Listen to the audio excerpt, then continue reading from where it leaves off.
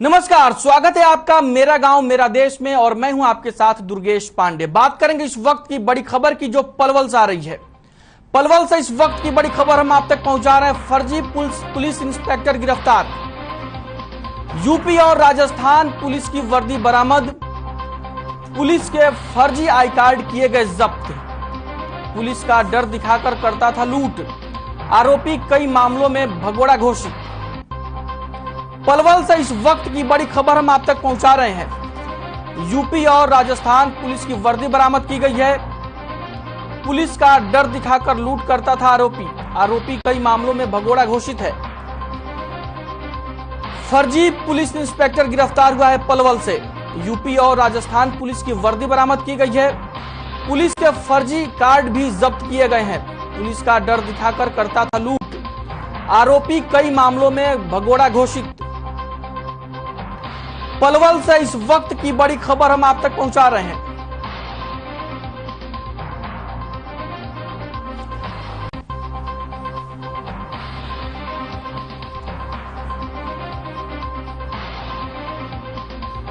फर्जी police inspector गिरफ्तार हुआ है पलवल से। यूपी और राजस्थान पुलिस की वर्दी बरामद की गई है।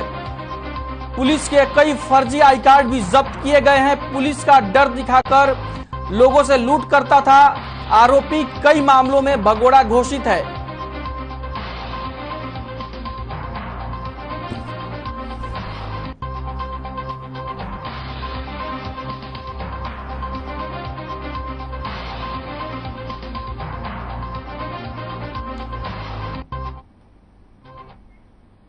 वहीं हिमाचल प्रदेश के कुल्लू में हुए दर्दनाक सड़क हादसे को लेकर मुख्यमंत्री मनोहर लाल ने ट्वीट किया है। मनोहर लाल ने ट्वीट में लिखा है कि हिमाचल के कुल्लू में हुई बस दुर्घटना में कई लोगों की दुखद मृत्यु के समाचार से मन विचलित हो उठा। दुख की इस घड़ी में पूरा देश शोकाकुल परिजनों के साथ है। ईश्वर मृतकों की आत्मा को शांति तथा घायलों को शीघ्र स्वास्थ्य लाभ प्रदान करे। आपको बता दें कि हिमाचल प्रदेश के कुल्लू जिले में बड़ा सड़क हादसा हो गया, जहां कुल्लू में सवारियों से भरी बस खाई में जा गिरी, जिसमें 20 लोगों की मौत हो गई।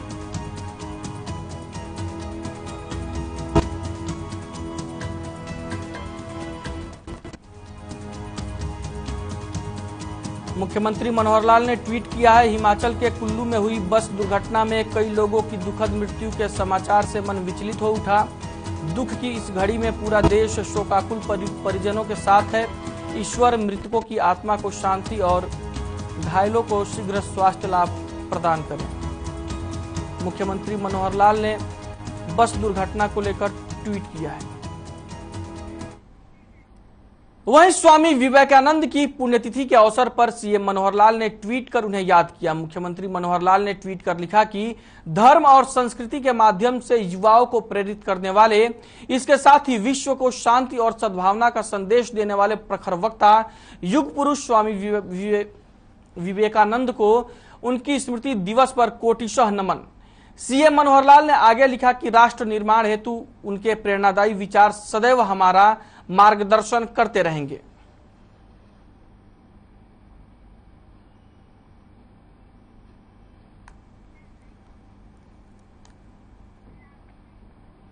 वहीं गृह एवं स्वास्थ्य मंत्री अनिल विज ने हिसार में एक निजी अस्पताल का उद्घाटन किया। इस दौरान उन्होंने कहा कि जिस क्लिनिक का वो उद्घाटन करने आए हैं वो उनके बहुत पुराने दोस्त की है। वहीं प्रदेश सरकार की खूबियां गिनाते हुए उन्होंने कहा कि वह हरियाणा प्रदेश को क्राइम फ्री देखना चाहते हैं, जिसको लेकर वे काम कर रहे हैं। इसके अलावा कोरोना पर बोलते हुए उन्होंने कहा कि अब कोरोना के मामले सामान्य हैं और ऐसे में आम लोगों को सतर्क रहने की जरूरत है।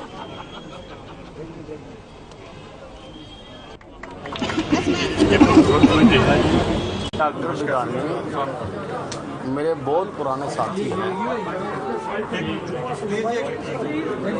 1990-91 में जब मैं प्रदेश युवा मोर्चा का अध्यक्ष होता था, तब से मेरे साथी हैं। तो आज उन्होंने अपना नया ये क्लिनिक खोला है, उसकी शुभकामनाएं देने के लिए।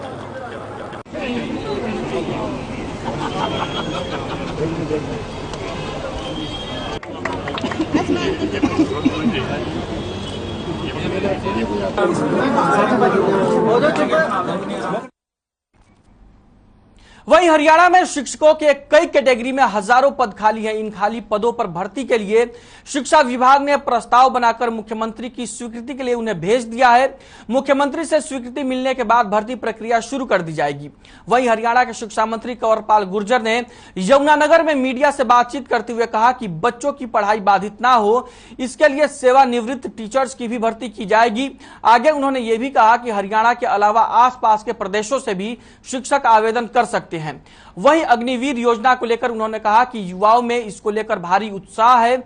जो विरोध कर रहे हैं वो 70 साल, 50 साल, 40 साल के लोग हैं। 18 साल का कोई युवक इस योजना का विरोध नहीं कर रहा है।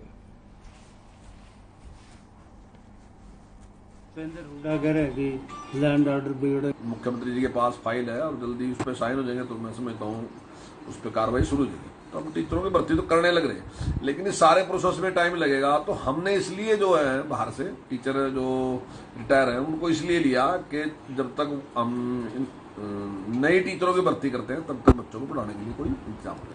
कोर्ट ने 134 से बनाया और कोर्ट ने जब उस पर संज्ञान लिया उसके बाद केंद्र सरकार ने RT लागू किया। तो अगर किसी को लग रहा है कि RT में एडमिशन करवाने का मतलब कोई प्राइवेटाइजेशन है तो मैं समझता हूँ गलत है। और प्राइवेट स्कूल इतने खुले हैं, प्राइवेट स्कूल में तो किसी को रोक नहीं सकते। अब जिसकी इच्छा होगी वो सरकारी में आएगा, जिसकी इच्छा होगी प्राइवेट में जाएगा। हमारा प्रयास है कि हम ज्यादा अच्छी से अच्छी शिक्षा दें ताकि लोग हमारे पास आए। पिछली बार हमने प्रयास किया तो 3.5 लाख स्टूडेंट हमारे बढ़े। आगे हमारा प्रयास रहेगा। हमारा प्रयास है, जब मैं शिक्षा मंत्री बना तब मैंने कहा था कि भाई हमारा प्रयास ये रहेगा 50% बच्चे जो हैं वो सरकारी स्कूल में होने चाहिए, प्राइवेट में 50 ही रहने चाहिए। मैं दावे के साथ कह रहा है कि जिस दिन ये भर्ती की जो अप्लाई करने की प्रक्रिया बंद होगी उस दिन वो 3 लाख से ऊपर होंगे। लेने हमने केवल 3-3.5 हजार।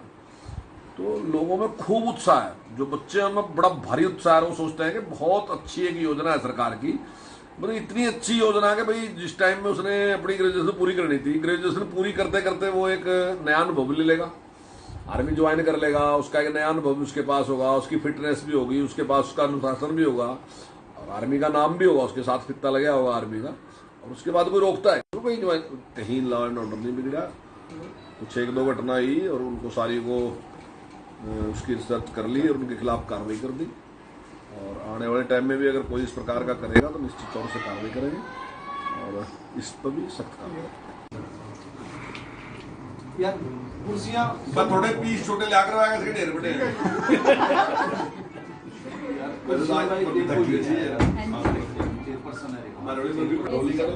उसको किसी ने थ्रेट किया 25 लाख की सुपारी की बात। दीपेंद्र हुड्डा कह रहे हैं कि लैंड ऑर्डर बिगड़ गए हरियाणा में, आम आदमी का क्या होगा? देखिए कहीं लॉ एंड ऑर्डर नहीं बिगड़ा। कुछ 1-2 घटना आई और उनको सारी को यार कुर्सियां। अब बात करेंगे इस वक्त की बड़ी खबर की जो चरखी दादरी से आ रही है। चरखी दादरी से इस वक्त की बड़ी खबर हम आप तक पहुंचा रहे हैं। ट्रक ने मारी कार में टक्कर, हादसे में एक शख्स की मौत, मां के लिए दवाई लेने गया था मृतक। चरखी दादरी के लोहारू रोड का मामला।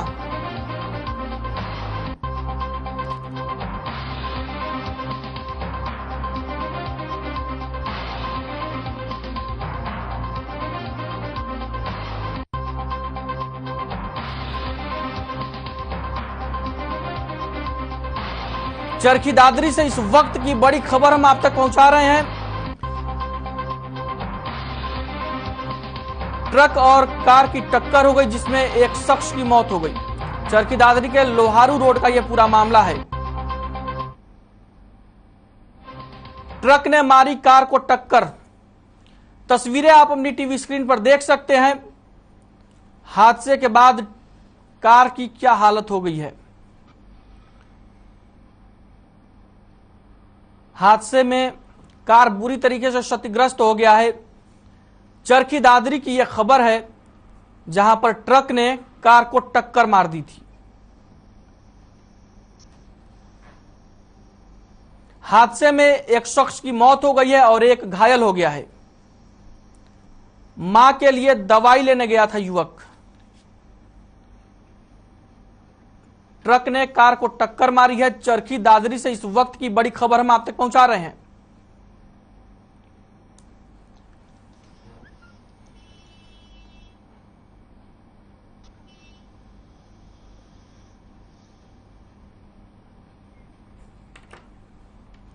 वहीं करनाल पुलिस के डिटेक्टिव सेल को बड़ी कामयाबी हाथ लगी है। आपको बता दें कि 187 ट्रांसफार्मर चोरी करने वाले एक गिरोह के 4 आरोपियों को गिरफ्तार करने में पुलिस ने कामयाबी हासिल की है और साथ ही पुलिस ने आरोपियों के कब्जे से 250 किलोग्राम तांबा क्वाइल, लोहा पत्ती, एक देसी पिस्तौल और वारदात में इस्तेमाल 3 मोटरसाइकिल भी बरामद की है।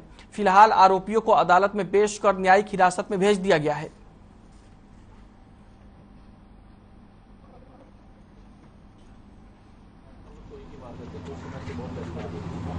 संज्ञान में लेते हुए पिछले कुछ समय से इंद्री एरिया में ट्रांसफार्मर की वारदातें बहुत अधिक बढ़ गई थी, जिन्हें संज्ञान में लेते हुए एसपी साहब ने हमें एक स्पेशल ये ड्यूटी लगाकर हमें उस एरिया में भेजा था, जो कि हमारी टीम में वर्किंग करते हुए 18 जून रात को हमारी टीम ने एक बाइक पर सस्पेक्टेड पल्सर बाइक पर 3 लड़कों को पकड़ा था, जिनके पास से तांबा और तार और ट्रांसफार्मर कुछ सामान बरामद हुआ था।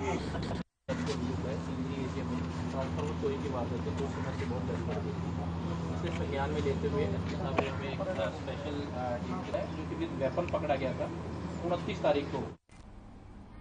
वहीं बहादुरगढ़ सीआईए पुलिस ने केएमपी पर ट्रक लूटने वाले गिरोह को गिरफ्तार करने में कामयाबी हासिल की है। गिरोह के 5 सदस्य पुलिस के हत्थे चढ़े हैं। गिरफ्तार आरोपियों ने प्रारंभिक पूछताछ में लूट की 6 वारदातें कबूल की हैं, जिनमें से 3 लूट की वारदातों को केएमपी पर अंजाम दिया गया था। एएसपी ने बताया कि 5 आरोपी पहले तो सुनसान जगह पर खड़े ट्रक की रेकी करते थे और जब चालक नींद में होता था तो हथियारों के बल पर उसे बंधक बना लेते थे। आरोपी ट्रक चालक को तब तक अपने कब्जे में रखते हुए थे जब तक कि लूटा हुआ माल किसी सुरक्षित स्थान पर पहुंच नहीं जाता। बाद में चालक के हाथ पैर बांधकर सड़क किनारे फेंक देते थे।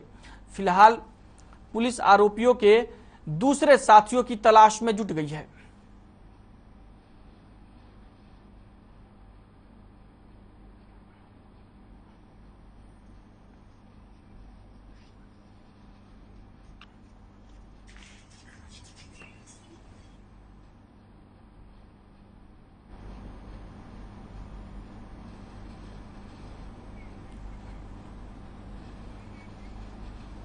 वहीं झज्जर में सिविल अस्पताल में डॉक्टर्स की कमी तो पहले से ही थी, लेकिन अब यहां के कर्मचारी भी काफी परेशान नजर आ रहे हैं। दरअसल एक लिफ्ट कर्मचारी ने बताया कि पिछले 3 महीनों से उसे वेतन नहीं मिला है और साथ ही अभी तक ज्वाइनिंग लेटर भी नहीं दिया गया है। वहीं दूसरे कर्मचारी संदीप ने बताया कि पिछले 3 महीनों से उसे ना तो वेतन मिला है और ना ही पोस्ट बताई गई है, तो यहां वो हेल्पर के तौर पर काम कर रहा है।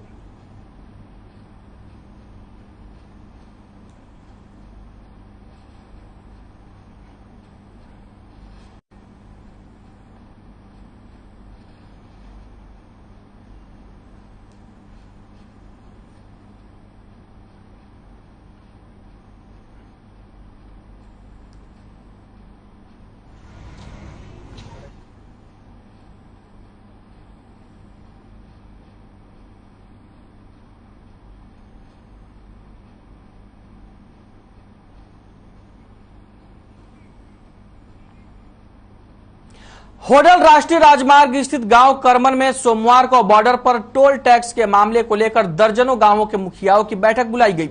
बैठक की अध्यक्षता गड़ी पट्टी निवासी मनोहर लाल ने की।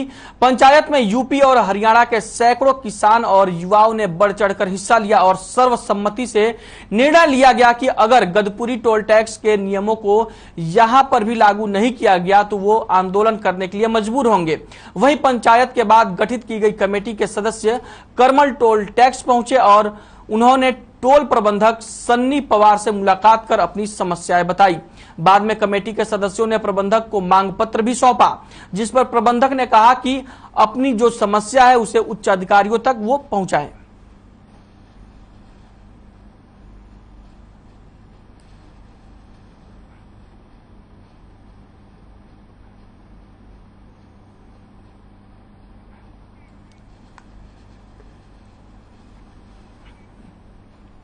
वहीं झज्जर में रिटायर्ड कर्मचारी संघ ने लघु सचिवालय परिसर में धरना प्रदर्शन किया। कर्मचारियों का कहना है कि सरकार उनकी मांगों पर कोई ध्यान नहीं दे रही है, जिस कारण उन्हें काफी परेशानियों का सामना करना पड़ रहा है। दरअसल रिटायर्ड कर्मचारियों की मांग है कि कैशलेस स्वास्थ्य सुविधा उन्हें शीघ्र मुहैया कराई जाए। पेंशन में 65 साल की उम्र के बाद हर 5 साल में 5% की बढ़ोतरी की जाए। विधवाओं को भी सुविधाएं प्रदान की जाए। इसके अलावा भी उनकी अनेक मांगे हैं। साथ ही उन्होंने अपनी मांगों को लेकर उपायुक्त के माध्यम से मुख्यमंत्री को ज्ञापन भी सौंपा।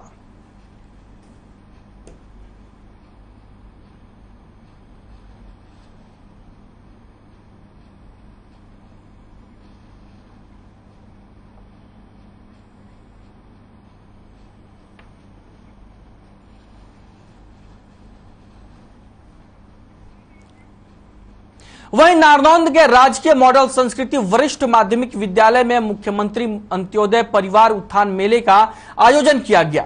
मेले में नारनौंद शहर और आसपास के गांव के चिन्हित पात्र व्यक्तियों ने भाग लिया। इस दौरान सभी विभागों के स्टॉल लगाए गए और अधिकारियों ने पात्र व्यक्तियों को विभिन्न स्कीमों के बारे में जानकारी दी।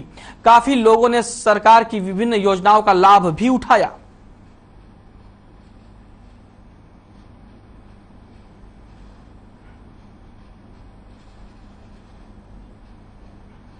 परिवार उत्थान मेला का तीसरे चरण में दिनांक 4 और 5 जुलाई को नारनौंद के नगर पालिका क्षेत्र तथा खंड के क्षेत्रों के चिन्हित परिवारों के लाभार्थियों को बुलाया गया और विभिन्न, जैसा कि आप देख सकते हैं, विभिन्न विभागों द्वारा जो जो सेवाएं उनको वे इच्छुक हैं या जिसके वो पात्र हैं उनको मुहैया करवाई जाएगी।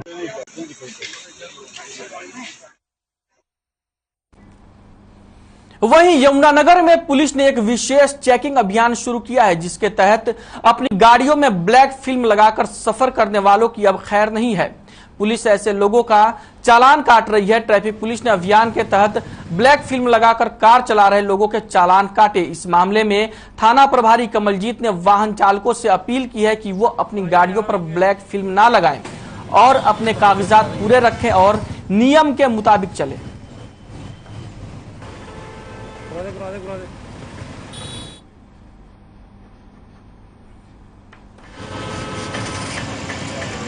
आज हमारे एसपी साहब और एडीजीपी साहब की तरफ से जो दिशा निर्देश दिया गया है, सीलिंग प्लान के तहत 10 गाड़ियों के चलान किए गए हैं और कम से कम 25 गाड़ियां चेक की गई हैं।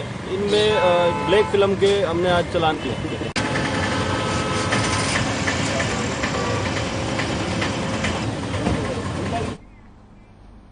साइबर सिटी गुरुग्राम में विकास परियोजनाओं के लिए सरल और सुगम तरीके से सरकारी जमीन उपलब्ध करवाने के लिए लैंड बैंक जल्द ही शुरू होने जा रहा है।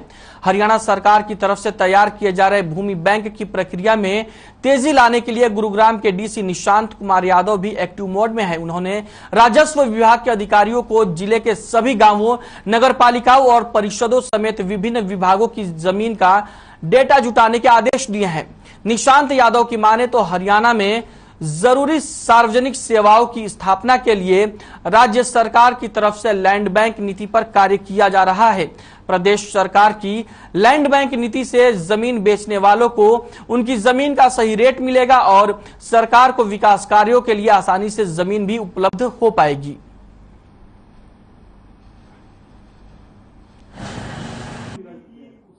लैंड बैंक का कंसेप्ट ये है कि जितनी भी सरकारी हमारी ज़मीनें हैं, चाहे वो पंचायत के पास हो, नगर पालिका या नगर निगमों के पास हो, उनको इकट्ठा करके एक बैंक बनाया जाए ताकि किसी भी सरकारी विभाग को आगे कोई प्रोजेक्ट लेना हो, कोई बिल्डिंग बनानी हो, कोई और चीज़ें अपनी डेवलप करनी हो, तो उसी ज़मीन पे वो कर।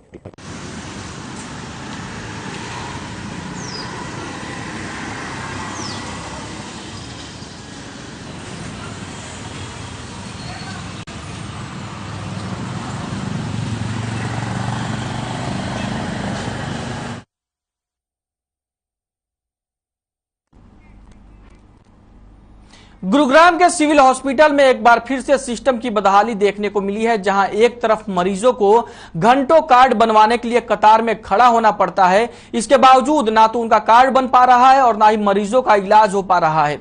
तो वहीं दूसरी तरफ बिजली के तारों की लाइन डालते हुए शॉर्ट सर्किट हो गया।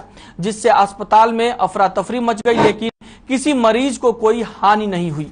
वहीं कुछ मरीजों का आरोप है कि कल रात से ही अस्पताल में बिजली नहीं है, जिस वजह से ना तो पंखा चल रहा है और ना ही लाइट, और मजबूरन मरीजों को तड़पती गर्मी में रहना पड़ रहा है।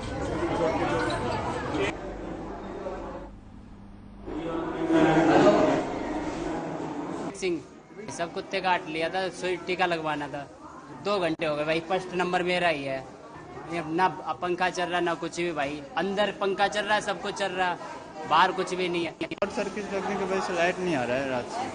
कितनी परेशानी तो बहुत हो रहा है, गर्मी है कितना आपको पता ही है। देखो बच्चे की जगह बाहर घुमाना पड़ता है, गली से नहीं आ रही। मुझे बहू चेक करवानी है और पोती चेक करवानी है, उसके मुँह आ रहे हो है। अच्छा। और 2 घंटा हो गए हमें यहाँ लाइन में खड़े खड़े, ना पर्ची मिल रही है आज के, ना दवाई मिल रही है आज के, और सब परेशान हो रहे हैं बहुत ज्यादा, ना लाइट है आज के। झज्जर के डाबोदा कला गांव में ग्रामीणों और महिलाओं ने शराब ठेके के खिलाफ और गांव में बच्चों के लिए बस सर्विस की मांग को लेकर मोर्चा खोल दिया है। डाबोदा कला गांव के बाहर शराब का ठेका खुला होने के कारण ग्रामीण भारी परेशानियां झेल रहे हैं। शराब ठेका कृषि भूमि में खोला गया है, जो पूर्ण रूप से अवैध है। महिलाओं का कहना है कि शराब का ठेका गाँव में ही होने से उन्हें भारी परेशानियों का सामना करना पड़ता है, क्योंकि सुबह और शाम के समय वो खेतों की तरफ जाती हैं तो रास्ते में ही शराबी सड़क के बीचों बीच बैठे रहते हैं और गंदी फफ्तियां कसते हैं, इसलिए उनका सड़क पर आना जाना दुश्वार हो गया है। महिलाओं ने उपायुक्त से ठेके को तुरंत प्रभाव से बंद कराने की मांग की है। इसके अलावा भी महिलाओं का कहना है कि गांव के बच्चे 3 किलोमीटर दूर गांव माजरा में पढ़ने के लिए जाते हैं, लेकिन वहां के लिए कोई बस सुविधा न होने के चलते उन्हें भारी परेशानियों का सामना करना पड़ता है। बच्चों को घर से स्कूल तक पैदल ही आना जाना पड़ता है, इससे उनका समय तो बर्बाद होता ही है, साथ ही उन्हें शारीरिक कष्ट भी उठाना पड़ता है। इसलिए गांव में बस की सुविधा भी करवाई जाए।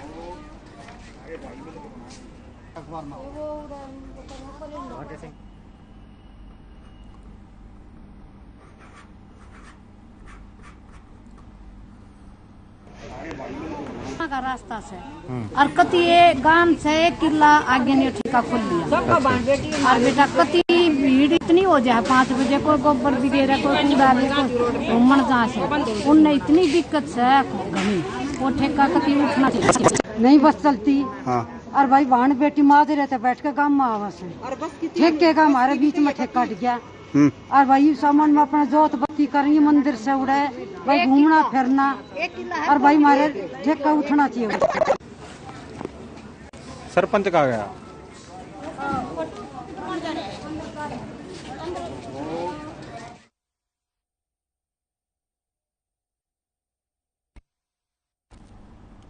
वहीं रतिया में हर खबर की खबर का असर देखने को मिला है, जहां जिले के मॉडल टाउन में सीवरेज की समस्या को लेकर एसडीएम डॉक्टर वीरेंद्र सिंह ने कड़ा संज्ञान लिया है। जानकारी के मुताबिक जनस्वास्थ्य विभाग और नगर पालिका अधिकारियों के साथ मॉडल टाउन में मौके पर पहुंचे एसडीएम ने हालात देखकर कहा कि लोग यहां नरक की जिंदगी जीने को मजबूर हैं। इस दौरान एसडीएम ने नगर पालिका सचिव को सख्त दिशा निर्देश दिए। उन्होंने कहा कि इस काम में लापरवाही ना बरती जाए और सीवरेज की सफाई जल्द से जल्द करवाई जाए। वहीं एसडीएम ने लोगों को आश्वासन दिया कि सीवरेज ओवरफ्लो की समस्या का जल्द समाधान होगा। आपको बता दें कि रतिया में सीवरेज की समस्या की खबर को हर खबर चैनल ने बड़ी प्रमुखता से दिखाया था। बरसाती वाला जो बनाया वो